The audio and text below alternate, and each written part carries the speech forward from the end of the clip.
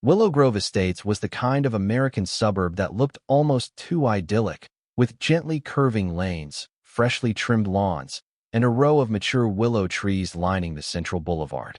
The development drew in families and retirees alike, seeking the comforts of a community that prided itself on order and neighborliness.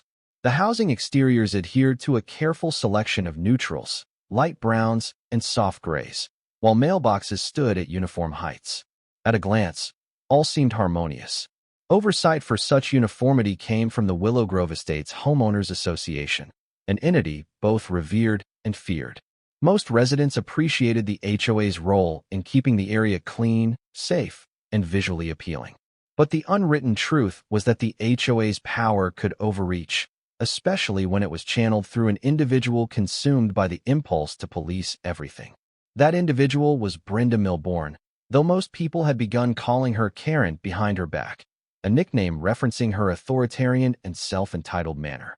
Karen served as the HOA's vice president, a position she used to champion rule enforcement and personally interpret the community guidelines with near-militant fervor. She inspected yard lengths with a tape measure, scolded neighbors for leaving bicycles on sidewalks, and once lambasted a teen for wearing a loud t-shirt that she felt clashed with the neighborhood's color palette. Despite occasional resistance, Karen retained her position through a blend of intimidation and an uncanny knowledge of HOA bylaws. A short walk from Willow Grove Estates lay a small but well-used public library, Sunfield Branch, which had recently undergone renovations to improve accessibility. The library boasted a modern interior and a calm reading nook for children. For local families, it had become a cherished spot to borrow books and attend weekend events. Even seniors liked it for the free coffee mornings. As part of the renovation, librarians installed signs directing visitors with mobility challenges to a side ramp entrance. Although less grand than the main front steps, the ramp made it far easier for patrons using wheelchairs or walkers to get inside, circumventing any hazards that the tall steps might pose. For months, the upgrade proceeded smoothly, with staff happily offering the ramp as an alternative route. Neighbors cheered the library's effort to be inclusive. Children in wheelchairs rolled in for story time, while older residents used the ramp to avoid climbing steps that troubled arthritic knees. No one objected, or so it seemed. Amid the quiet success of the library's improvements, Karen observed from afar with skeptical eyes. She bristled at signs that singled out special accommodations, feeling it disrupted the notion of uniformity. She believed, privately, that if the library built an accessible ramp for those with disabilities, it should never overshadow the traditional aesthetic or give certain groups preferential treatment. The prominent sign reading "Wheelchair Access, Use Side Entrance" felt to her like an unsightly advertisement. Worse, it implied that some people needed an entire separate route. Karen's simmering resentment came to a boil after attending an HOA meeting where a neighbor expressed delight at how inclusive the library had become. To Karen, this struck a nerve. She fixated on the question, why should one group's needs overshadow everyone else's visuals? She assured herself that her mission was not to discriminate.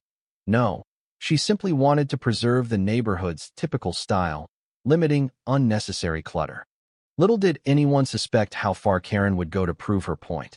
Soon, her indignation over that accessible sign would explode into an act that exposed deeper rifts in Willow Grove's culture, forcing neighbors and the wider community to confront what real inclusion meant, and at what cost. Karen was a woman in her 50s with meticulously styled hair that curved around her chin like a helmet. She was often seen in pastel slacks and collared shirts, giving an air of polite sophistication that belied her habitual aggression. Standing at about 5'5", she carried a notepad in her handbag, ready at all times to jot down perceived infractions, from unauthorized garden gnomes to a shade of window trim slightly darker than the HOA-approved palette. She wasn't always that way. A handful of longtime residents remembered a younger Brenda who had been reasonably friendly, if a bit fastidious about her own lawn. But after her second divorce, Karen discovered an outlet for her frustration in the HOA. She quickly rose to vice president, building alliances with a few like-minded neighbors who admired her no-nonsense approach. Over time, that approach ballooned from mild vigilance to near-obsessive micromanagement. Her convictions about keeping up standards overshadowed empathy, forging a steely persona who believed she was always in the right. Whenever confronted, Karen brandished the HOA covenant, a thick binder of clauses she quoted like scripture. She had memorized entire sections, citing them to justify warnings or fines. If someone dared to question her, she'd stiffen her posture, fix them with a piercing look, and accuse them of jeopardizing property values. Rarely did she yield. In truth, many residents loathed her overreach but feared her relentless nature. Yet, beyond the gates of Willow Grove, Karen's power was limited. The public library, though geographically close, was outside the direct jurisdiction of the HOA. She couldn't officially fine the library staff for a sign she disliked. However, that did little to deter her sense of moral righteousness. She considered the library part of our extended environment, reasoning that an unsightly sign or ramp would blemish the broader neighborhood and negatively impact the community's image. The sign in question was quite simple, a rectangular metal plate mounted on a wooden post that stood near the library's main walkway. Painted in bright blue and white, it featured the International Wheelchair symbol and an arrow pointing to the side ramp. Next to the sign were a few potted plants and a bench, welcoming visitors. The staff had placed it there to ensure that anyone who needed step-free access knew exactly where to go. In Karen's eyes, it was an eyesore. She saw the large wheelchair icon as stark, the arrow as intrusive, and the message as coddling. "If they want to come in," she muttered to a colleague, "let them use the main door. Why must we broadcast special treatment?" Thus her ire mounted, day by day, each time she passed the library or overheard praise for its new ramp. She'd glance at that sign and grind her teeth. Perhaps, she reasoned, no one would mind if it just disappeared. She weighed the idea carefully, deciding that if the library staff refused to tone down the sign, she might take matters into her own hands, quietly and definitively. While Karen stewed, the library thrived under the guidance of its head librarian, Tracy Caldwell. Tracy was a warm, middle-aged woman who believed a library should be more than a building with books. It should be a haven of learning, acceptance, and community building. She had championed the Accessibility Project, citing the importance of ensuring no visitor felt excluded. Under her leadership, the library expanded its children's reading corners, organized story times with sign language interpreters, and displayed banners celebrating diversity. For Tracy, the wheelchair access sign and ramp symbolized progress, not favoritism.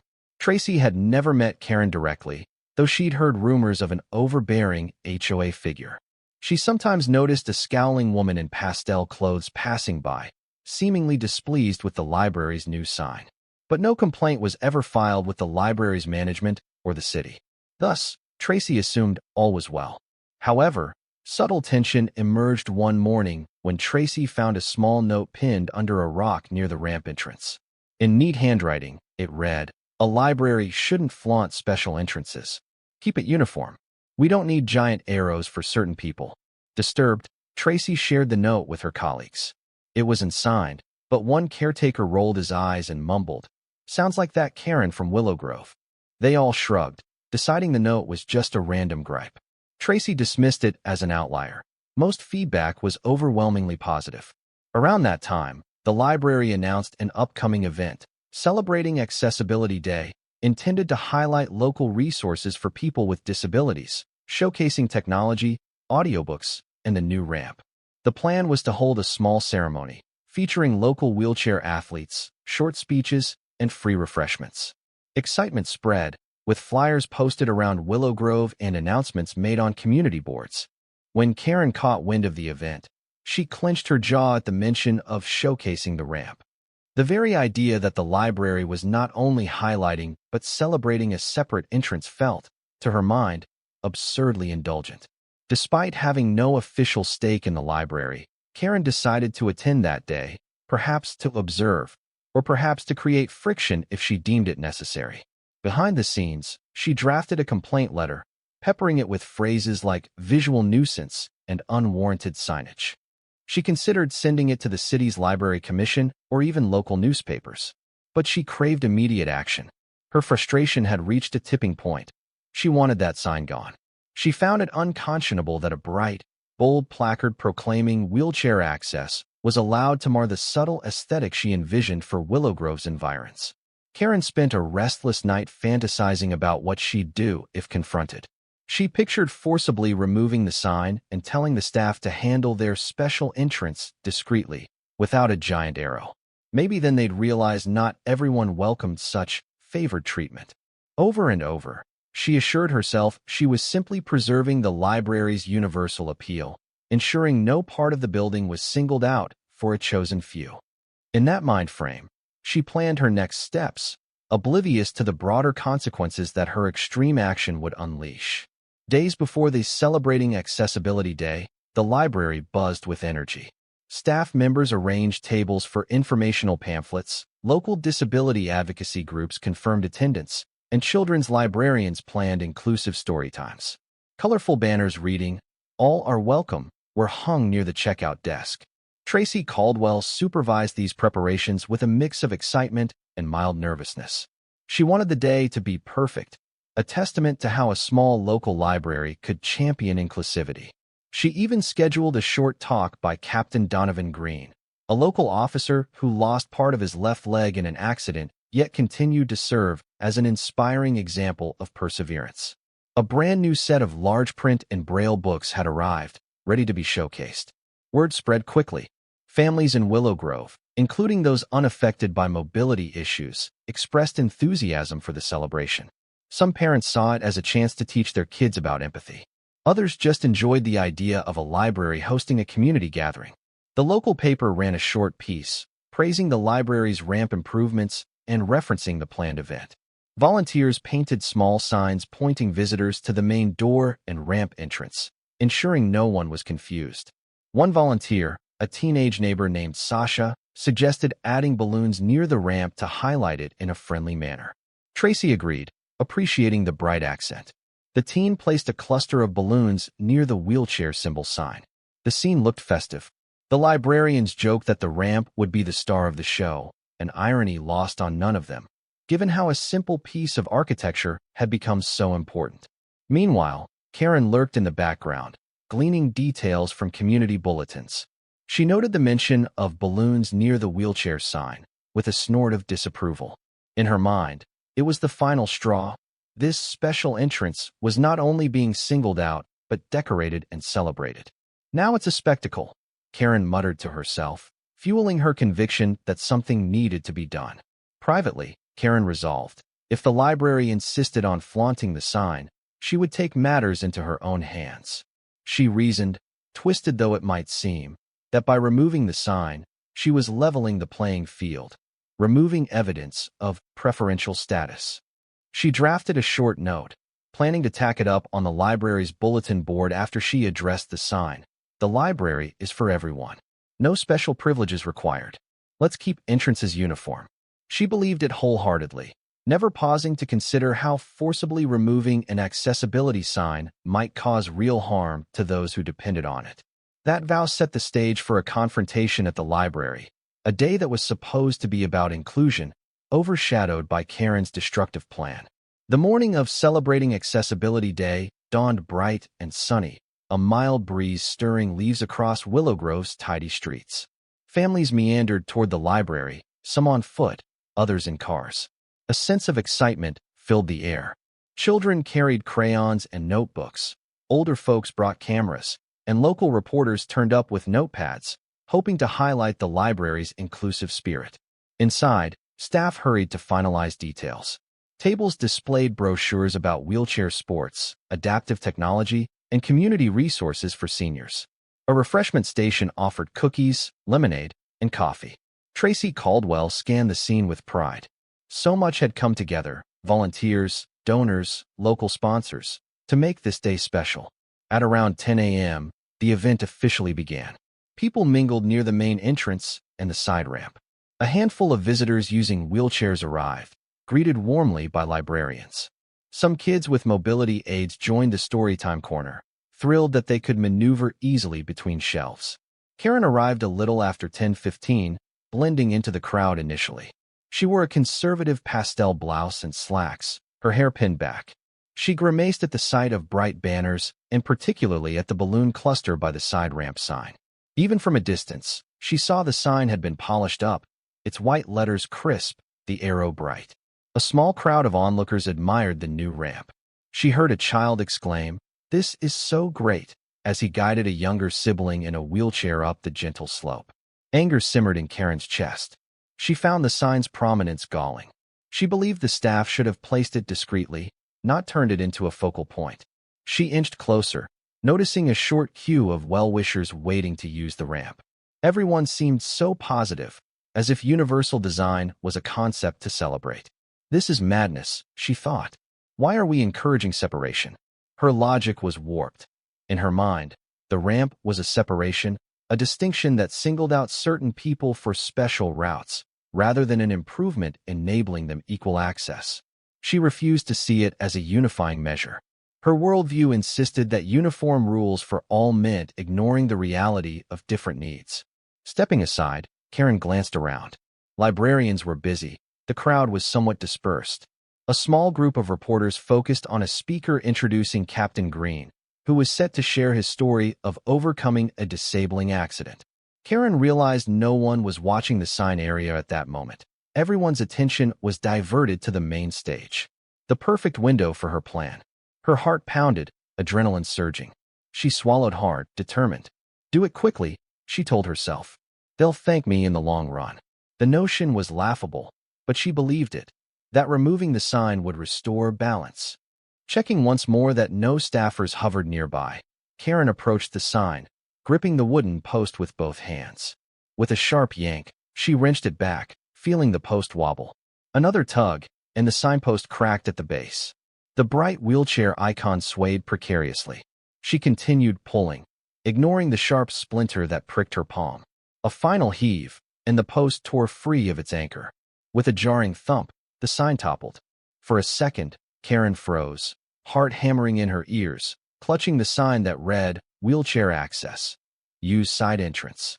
She looked around, wide-eyed, half expecting an alarm to blare or security to pounce. A muffled gasp came from behind her. Someone noticed. Sasha, the teenage volunteer who'd set up balloons, stood just a few yards away, mouth agape. "Hey!" she cried, dropping her phone. "What are you doing?" Karen spun, the sign in her grasp. "This sign is unnecessary," she snapped, voice trembling with a mixture of anger and nerves. "We don't need to highlight a separate entrance. It's disruptive." Sasha looked horrified. She took a step back, raising her voice. "You can't stop. That's library property." People around them turned, drawn by the commotion. Librarians, event-goers, and even the local reporter craned their necks, eyes zeroing in on the broken sign. The hush that fell was like the breath before a storm. Karen glared at the growing crowd. She dropped the sign to the grass with a clatter and pointed at the ramp. "This is coddling. A library is for everyone. No one needs a special sign telling them where to go. They can use the main doors like the rest of us. That sign is ugly, and it's favoritism." Silence hung. Then a voice cut through the tension. "Favoritism? Are you kidding?" exclaimed a wheelchair user named Anita, who had come to support the event. She maneuvered forward, eyes blazing. "That ramp helps me enter the library without risking a fall. What's your problem?" Karen's cheeks burned. "My problem is this silly obsession with special treatment. We're all people. We all use the same building. Why plaster signs about one group's needs? It's offensive to have them singled out." Shocked gasps spread. Others pressed closer, forming a half circle. A librarian dashed off to get Tracy Caldwell. Meanwhile, Sasha scrambled for her phone, presumably to call the police or library security. Karen realized the situation was spiraling, but rather than retreat, she doubled down. "Don't stare at me like I'm the bad guy. That sign was an eyesore. The library looks better without it." Anita's face reddened. "You think removing an accessibility sign helps? You're insane." She turned to the crowd. "Is no one going to stop this woman?" A second or two later, library staff arrived, with Tracy Caldwell at the forefront, breathless.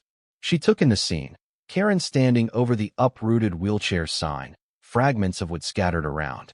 Tracy's expression morphed from confusion to outrage. "Who are you? Why? Why did you tear down our sign?" Karen stiffened, crossing her arms. "I'm Karen, Vice President of the Willow Grove HOA. I'm protecting the community from these ridiculous displays." Tracy's voice shook. "How dare you? This sign is crucial for visitors who need an accessible route. You had no right to damage it. Karen shrugged with an air of false bravado. I do what the board won't. We can't keep pandering to certain people at the expense of the library's aesthetics. Tracy looked like she might explode. People in the crowd shouted protests, calling Karen's behavior vandalism, heartless, and discriminatory. A few demanded she leave or face arrest. Karen, breathing hard, realized just how badly her impromptu plan had backfired. She had expected mild pushback, but not this raw anger. And yet, her pride wouldn't let her admit wrongdoing. While Sasha called the police, library staff quickly blocked Karen from escaping. She tried to walk away, hissing, "I have every right. Get out of my way." But the outraged group formed a barrier. The tension was electric. A father holding a toddler glared at Karen as if she were some monstrous figure. Anita's wheelchair blocked the walkway, her eyes daring Karen to push past. Karen's moment of triumphant liberation from ugly signage had mutated into public condemnation. She stood there, heart hammering, corners of her vision blurring with panic. She thought, why are they so furious? I'm just being fair. She would soon learn how misguided that rationale truly was, and how profoundly the community valued genuine inclusion over her brand of fairness. A tense 15 minutes followed. Karen found herself surrounded, the toppled sign lying at her feet as a damning piece of evidence. People snapped photos on their phones, and a local reporter rushed in with a camera crew to capture the spectacle. The hush of the library's event gave way to frantic chatter, some angry, some stunned. Tracy Caldwell, furious and shaking, repeatedly asked Karen to wait for the authorities, warning that her actions constituted vandalism. Karen retorted that it's public land, but Tracy swiftly corrected her. It's city property, and we have explicit permission to maintain that sign. You destroyed it. At last, 2 police officers arrived, stepping through the parted crowd. The lead officer, a tall woman with a calm demeanor, assessed the situation. The moment she saw the broken sign, she gave Karen a hard look. "Ma'am, we've received reports that you deliberately damaged the library's property. Could you explain why?" Karen bristled. She mustered a haughty tone, though her voice wavered. "I'm vice president of Willow Grove HOA. This sign was an eyesore. I was removing clutter. That's all. Why should one group get a special entrance? It's not fair." The officer frowned, scribbling in her notebook. "Ma'am, that sign is legally sanctioned by city codes for ADA compliance. You had no authority to remove it. This is destruction of public property." Karen's face paled. She stammered, But I was just, this is about equality. The library is for everyone." Another voice chimed in, "Equality? By ripping down the one sign that helps people with wheelchairs find the ramp? That's the opposite of equality." The speaker was a middle-aged man wearing a t-shirt with the words, "Disability rights are human rights." The officer turned to Tracy. "Would you like to press charges?" Tracy's gaze flicked between Karen and the sign. "Yes," she said at length.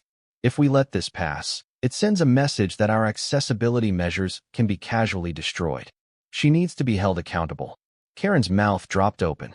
She started to argue, but her words tangled. The second officer gently but firmly placed a hand on her shoulder. "Ma'am, I need you to step back.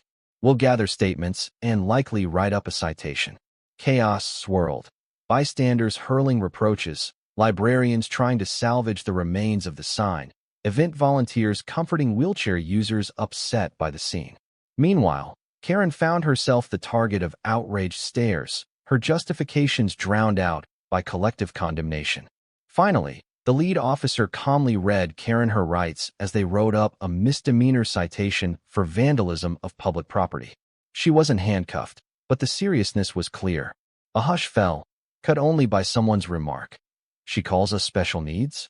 She needs special help herself if she thinks this is okay." Karen's illusions about being a heroic figure preserving uniformity shattered. She had not been lauded, nor quietly accepted. She'd been exposed as a vandal in broad daylight, in front of a library crowd celebrating inclusivity. Even her internal bravado faltered. Moments later, the police escorted Karen away from the library grounds. Furious tears stung her eyes, though pride kept her from showing them fully. The onlookers parted, some shaking their heads, some filming her exit, capturing the humiliating spectacle of the self-appointed gatekeeper of standards being pulled away by law enforcement. Tracy exhaled deeply, leaning against the battered signpost. She felt relief that Karen was held accountable, but sadness lingered that the day's joyous event had been marred by hostility. The library staff, though rattled, banded together to reassure visitors that the celebration would continue.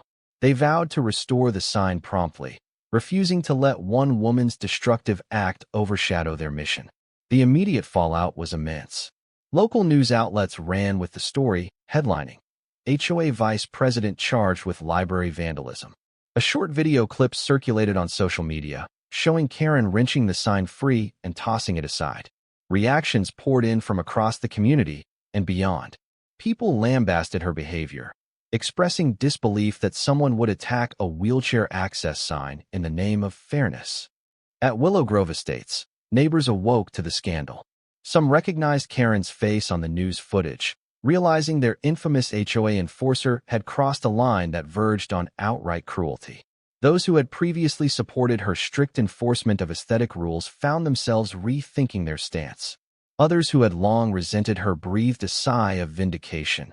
Finally, her tyranny had ended in a meltdown. The official HOA board hurriedly convened an emergency meeting. They were mortified by the negative spotlight cast on Willow Grove. Potential homebuyers might see the fiasco and steer clear. The board president, Linda Marshall, fielded phone calls from outraged residents demanding Karen's removal from her post. Some threatened to withhold HOA dues unless immediate action was taken. Within 48 hours, Linda released a statement condemning Karen's actions, clarifying the HOA did not endorse the destruction of accessible signage. The statement went on, "While Ms. Karen is an elected vice president, we are reviewing all available remedies under our bylaws to address her behavior."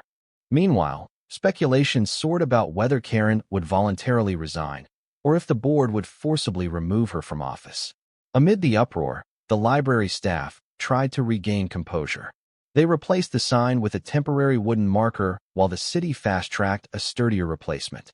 The librarians resumed the Accessibility Day events, albeit overshadowed by the incident.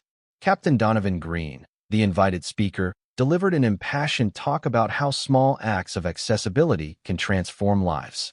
He acknowledged the fiasco, praising the library for standing firm.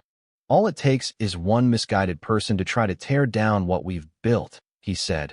"But that doesn't erase the progress. We rebuild it stronger, and we do so together." The audience broke into applause. A wave of renewed resolve swept through the library staff. This adversity would fuel them to champion inclusivity even louder. Across town, Karen huddled in her living room, blinds drawn, phone buzzing incessantly. Some calls were from journalists seeking interviews. Others were from furious HOA members. She felt cornered, furious that her supposed righteous act had turned her into a public villain. Her self-righteousness warred with the creeping awareness that she might have gone too far this time. Despite the embarrassment, she blamed the library staff for making a spectacle and the police for overreacting. She wondered if there was a path to salvage her reputation, or if everything she'd built in Willow Grove was now in jeopardy. Following the public debacle, the Willow Grove HOA board swiftly organized a special hearing. Karen was summoned to explain herself in front of the board and any residents who wished to attend. The mood in the community center was tense, an undercurrent of anger directed squarely at her. Linda Marshall took the microphone first, stating the day's purpose. "We're here to review Ms. Karen's recent actions at the Sunfield Branch Library, which have cast negative attention on Willow Grove Estates. We will discuss potential disciplinary measures, up to and including removal from office." Karen, seated alone at a table, faced a row of board members. She attempted to present a dignified posture, wearing a neat suit and carrying a folder of documents, though what those documents could possibly justify was unclear. A small audience of residents glared from folding chairs. The hearing commenced with Linda summarizing the incident. Karen forcibly removed an accessibility sign, was cited by police for vandalism, and caused a PR nightmare for Willow Grove. She invited Karen to respond. Clearing her throat, Karen began softly. "I regret that things escalated, but my motive was never to harm anyone. I only wanted uniform treatment for all library visitors. A separate sign for wheelchair users singled them out. Singled them out, or guided them to a ramp they actually need?" An audience member interrupted, voice dripping with sarcasm. Others murmured agreement. Karen's eyes flashed. I believe the sign was promoting special treatment. The library could have used universal signage. They didn't need a giant arrow. It was an eyesore. Linda raised a hand to quell the rumblings. Miss Karen, you took it upon yourself to destroy property that wasn't yours. That alone is an offense. Pair that with the discriminatory nature of your rationale, and we have a serious problem. One board member, his face grim, chimed in. We received hundreds of complaints from Willow Grove residents who are ashamed of your actions. Our property values are potentially at risk because of the media coverage. Families don't want to move into a neighborhood known for hostility toward disabilities. Karen's mouth tightened. She fiddled with her folder, as though searching for a clause to rescue her. I only did what I thought was best for the uniform aesthetic. If we permit the library to flaunt that ramp sign, what's next? The board member sighed. We're not discussing the library's design choices. We're discussing your direct vandalism. A hush fell. Linda then read from the HOA bylaws, pointing out a section about officer conduct. Willful destruction of public property, resulting in negative publicity for Willow Grove, may constitute grounds for immediate removal. The board can vote to expel you from your position. Karen's face paled. She recognized the peril. Her illusions of intangible immunity crumbled under the weight of her own wrongdoing. She tried one last defense, but we shouldn't cave to public backlash. This is bigger than me. It's about principle. Linda cut her off, exasperation in her tone. We abide by a code of ethics, Miss Karen, not just aesthetics. Causing damage and disrespect at a public library, especially an accessibility sign, is unacceptable. The board will vote. One by one, the board members declared their verdict. Remove her. Remove. Yes, remove. The final tally was unanimous. Karen was stripped of her vice president role and any official capacity within the HOA, effective immediately. Gasps of relief and a smattering of applause rose from the audience. Linda concluded, Miss Karen, you are still a resident, but you no longer represent or speak for Willow Grove Estates. I hope you'll reflect on the harm you've done. Visibly shaken, Karen gathered her things and left the meeting, ignoring the stares of disgust and occasional taunts. Her reign of micromanagement ended not with a quiet fade, but a dramatic ejection from the seat of power she had wielded so aggressively. With Karen dethroned, Willow Grove Estates breathed a collective sigh of relief. Residents felt freer to express themselves. Small yard decorations blossomed. Children's chalk art adorned sidewalks without fear of petty citations, and neighbors conversed openly about how the HOA might adopt a kinder, more constructive approach. Linda Marshall proposed a new motto for the HOA, Community First. Under this banner, the board announced an upcoming plan to sponsor local civic institutions, aiming to repair the area's reputation. High on the list was the Sunfield Branch Library. Linda believed that an official partnership would demonstrate Willow Grove's stance on inclusivity, contrasting sharply with Karen's destructive act. Meanwhile, the library staff rebuilt the sign, this time stronger and even more visible. Tracy Caldwell, determined to highlight the library's stance, placed the new post at the same spot, but with a slightly larger sign reading, Wheelchair and Stroller Access. Welcome. At the base, a small plaque read, dedicated to the principle that every patron counts. Though some might have preferred a more subtle sign, the staff unanimously voted for a bold statement. If Karen wanted it gone, said Sasha, let's show her we're not intimidated. The new sign's bright color scheme matched the building's decor, ensuring no one missed it. In addition, the library arranged fresh planting around it, making it an attractive focal point rather than an eyesore. The ramp, too, received improvements. With the HOA sponsorship, library officials could afford a covered canopy to protect the entrance from rain. A set of decorative lights lined the railings. The changes converted a simple functional passage into a welcoming walkway for all visitors. No more side entrance stigma, declared Tracy. This ramp is a proud part of our library, not a hidden afterthought. Public sentiment applauded these efforts. Social media was flooded with pictures of the new sign and ramp. Locals praised the library's resilience, turning a hateful act into an opportunity for progress. Parents brought children to the ramp intentionally, teaching them about empathy. A wave of supportive letters arrived at the library, congratulating them for upholding inclusive values. Even Captain Donovan Green, who had spoken at the event, returned to see the improvements. He joked, "Karen's sabotage did more good than harm in the long run. She tried to erase accessibility, but ended up inspiring an even bigger statement." Of course, the negative memory lingered, especially for those who witnessed Karen's outburst. Some wheelchair users still felt uneasy, recalling how quickly their access had been attacked. But the library staff's unwavering stance offered solace. The building emerged as a testament to unity, overshadowing one woman's misguided crusade. Karen's life fell into disarray. The vandalism charge, though minor, hung over her pending a court date. She faced community service or a possible fine if the judge ruled against her. She had lost her HOA position, and with it the power she once brandished like a sword. Even her closest allies in Willow Grove distanced themselves. Some believed she had good intentions, but had gone about them recklessly. Others flatly labeled her a bigot or bully. Gone were the days of Karen patrolling the streets with her notepad, issuing warnings. Most neighbors avoided her or only offered curt nods. She became a pariah in the community she once ruled with an iron fist. Grumbles circulated about whether she'd list her house for sale.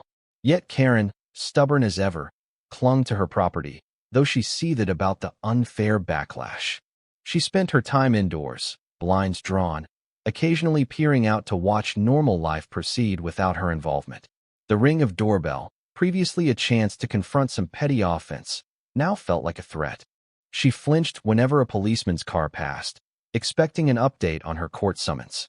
In her isolation, Karen struggled to rationalize her actions.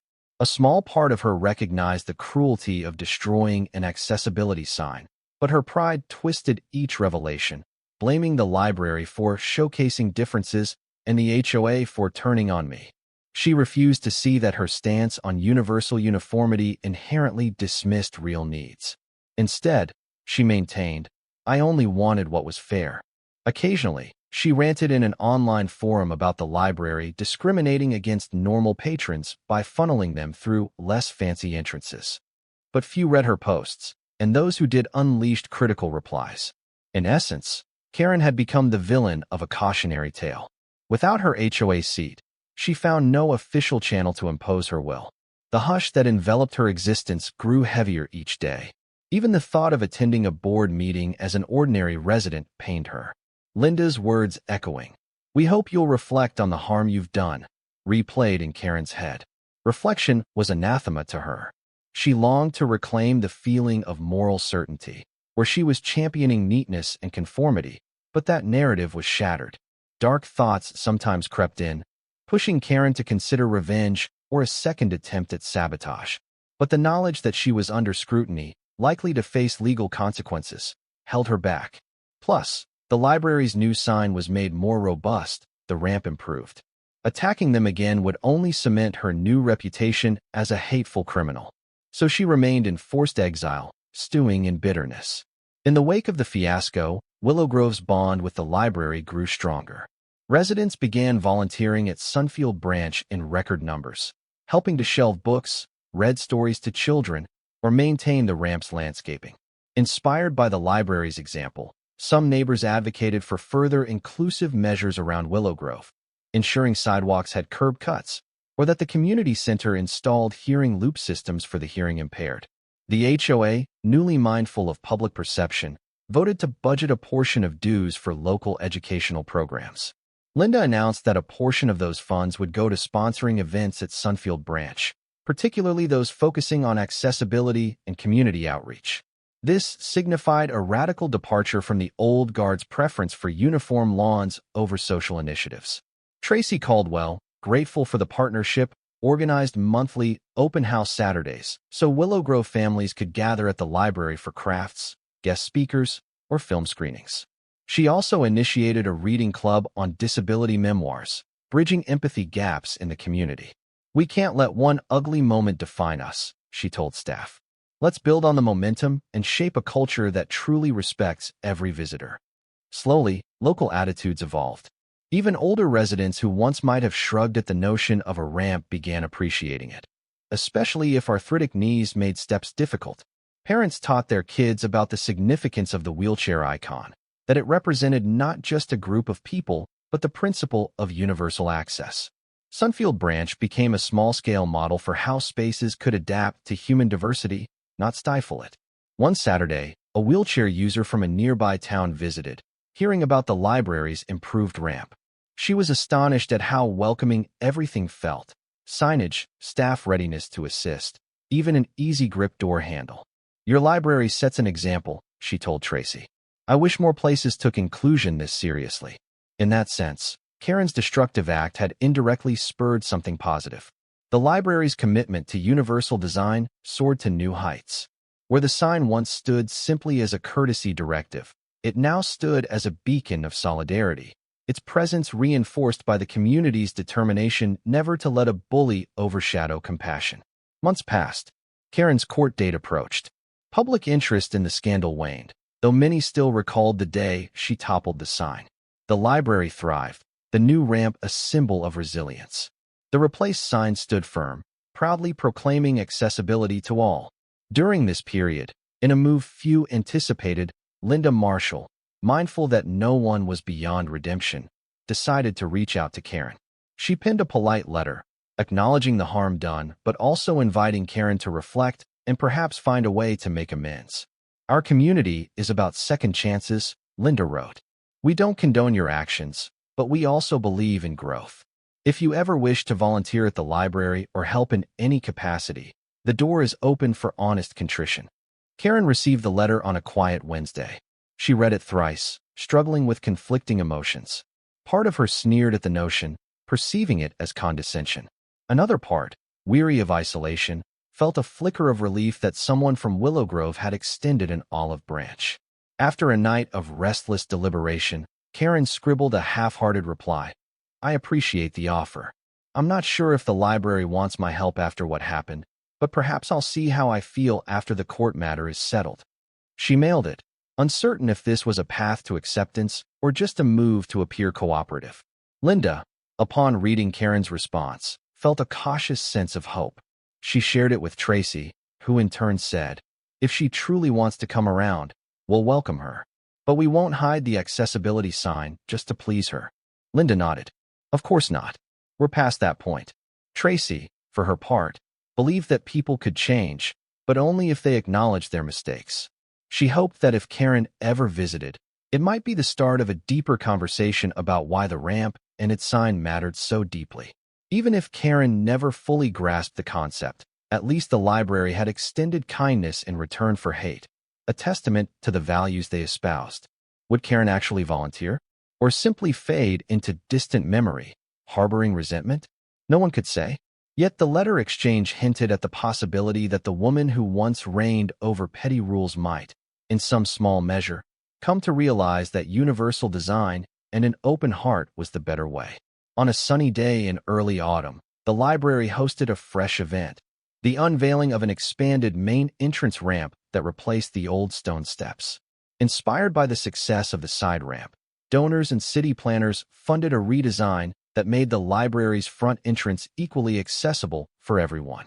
Gone was the notion of a separate side entrance.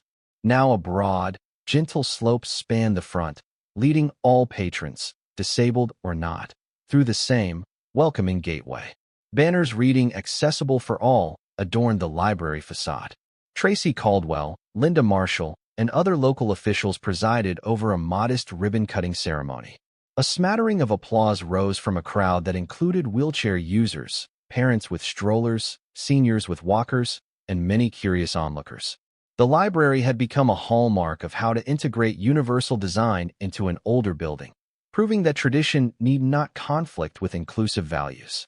In her speech, Tracy thanked Willow Grove Estates for sponsoring part of the renovation, praising Linda for forging a positive relationship with the library. She also nodded to the controversies of the past. "We overcame a dark moment when someone tried to tear down what we stand for. But that negativity only strengthened our resolve. Today, we rejoice in a library that has no barrier to entry, literal or symbolic." Cheers erupted as the ribbon was cut. Families tried out the new ramp, many remarking how smoothly it sloped. Inside, the library's interior had also seen minor improvements. Wider aisles, lower shelves, easy-turn door handles, furthering the principle of design for everyone.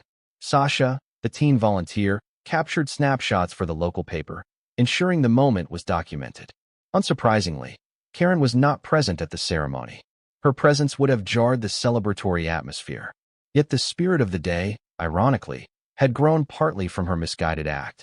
By toppling the old wheelchair sign, she had unwittingly ignited a community determination to do better. Now, the library offered a front-and-center ramp, a testament to how negative impulses can, in rare cases, spark positive transformations, if the community unites in condemnation and chooses progress over reversion. Back at Willow Grove, Linda posted pictures of the ramp's grand opening in the HOA newsletter, writing a short editorial about collaboration, empathy, and the importance of refusing to let fear or prejudice limit access. The newsletter soared in popularity, with numerous residents praising the new direction. Linda concluded her piece with a simple statement: when inclusion stands in the open, everyone benefits. We're proud to stand behind that principle. Thus, the synergy between Willow Grove Estates and Sunfield Branch Library reached a new zenith. And the memory of Karen's destructive meltdown served as a cautionary tale, an example of how attempts to dismantle special treatment can backfire, highlighting the true moral imperative of ensuring no one is left behind. On a crisp evening, Karen sat alone in her living room, the faint hum of traffic outside. She turned the pages of a local newspaper with trembling fingers, pausing on an article detailing the library's new front ramp. Photos showed Linda and Tracy beaming as they cut the ribbon. People in wheelchairs rolled side by side with strollers, underscoring how the unified entrance erased divisions. Karen's stomach twisted at the pictures, recalling how she'd once believed separate signage was special treatment. Now, the library had effectively reversed that notion by making the main route accessible to all. She read how many found it liberating, grateful they no longer had to circle around to a side door. The article praised Willow Grove's renewed sense of compassion, implying that a certain negative incident had ultimately spurred the library's transformation. Tears pricked Karen's eyes. She felt overshadowed by remorse and bitterness. She told herself that the coddling had simply shifted from one sign to an entire ramp in front. But a gnawing voice within asked whether she'd misunderstood from the start. Maybe the library's expansions were not about favoritism, but about ensuring no one was forced to struggle. Could it be that her vision of uniformity never considered real human differences? Too stubborn to admit regret outright, Karen stewed in half-formed guilt. Her court hearing for vandalism was set a week away. She braced for fines or mandatory community service. The HOA had ejected her, leaving her powerless. She feared that a chance at redemption was slipping away. On a whim, Karen found Linda Marshall's letter again, where Linda had gently offered a path to help or volunteer. Could she face the library staff she'd wronged? Possibly, but the prospect felt humiliating. She put the letter aside, uncertain if she had the courage to follow through. In the final analysis, Karen's meltdown left her with no illusions of righteousness. The library thrived, Willow Grove moved on, and her standing in the community lay in tatters. Yet the seeds of reflection were there, however small. The next step lay solely with her, whether to cling to an ideology that demonized special treatment, or to recognize that genuine equality often requires thoughtful accommodation. A month later, as autumn leaves blanketed Willow Grove's lawns, the library's new ramp and sign stood as daily reminders of progress. Residents strolled by, noticing how the building's front entrance now welcomed everyone equally. Many no longer even thought about the incident, focusing instead on the positivity that followed. The library's monthly events, co-sponsored by the HOA, drew record attendance. Joyful children read on beanbags, seniors found accessible seats for book clubs, and visitors with wheelchairs navigated the layout with ease. Tracy Caldwell reflected on how a negative moment had blossomed into deeper community ties. She recognized that the fight for inclusivity was ongoing. There would always be challenges, from limited funding to the occasional narrow-minded critic. But the transformation of Sunfield Branch had set a powerful precedent. Differences in ability should be accommodated, not hidden or eradicated. Linda Marshall likewise drew lessons for the HOA. She guided the board to focus on policies that enhanced, rather than restricted, community life. Under her leadership, Willow Grove planned a sidewalk improvement project to fix uneven pavements, and add more curb cuts. They also planned an inclusive playground in a local park, ensuring children with mobility aids could enjoy swings and slides. This new orientation, championed by Linda, effectively dismantled the old climate of fear and petty enforcement that had once reigned. And what of Karen? The court fined her for vandalism and required a modest sum in restitution. She avoided jail time but was assigned 80 hours of community service, a portion of which she was expected to serve at the library, helping with basic tasks under staff supervision. Despite her initial resistance, she grudgingly fulfilled her sentence. While handing out pamphlets or shelving books, she witnessed firsthand how a space could unify diverse visitors. She rarely spoke, feeling the weight of scorn from library staff who recalled her destructive deed. But she complied, in part to reduce tension, in part to see if she could find redemption. Whether Karen would fully change remained uncertain. Yet as she shelved a set of large-print novels, she noticed an elderly woman with a walker navigate the new ramp with ease, a relieved smile on her face. Karen caught herself in a fleeting moment of empathy, acknowledging how burdensome the old steps might have been. For that instant, the sign and ramp she once loathed made sense. She felt a pang in her chest, remorse or acceptance. It was hard to say. In the end, the library's story was no longer about one woman's attempt to tear down a sign. It had become a testament to how a community, faced with ignorance or malice, could respond with unity, empathy, and constructive solutions. By toppling that wheelchair access sign, Karen inadvertently triggered expansions that placed universal design at the forefront. The front ramp now stood as a proud statement of inclusivity, overshadowing her complaint about special treatment with a more powerful truth. When spaces are truly accessible, everyone benefits and no one is left behind.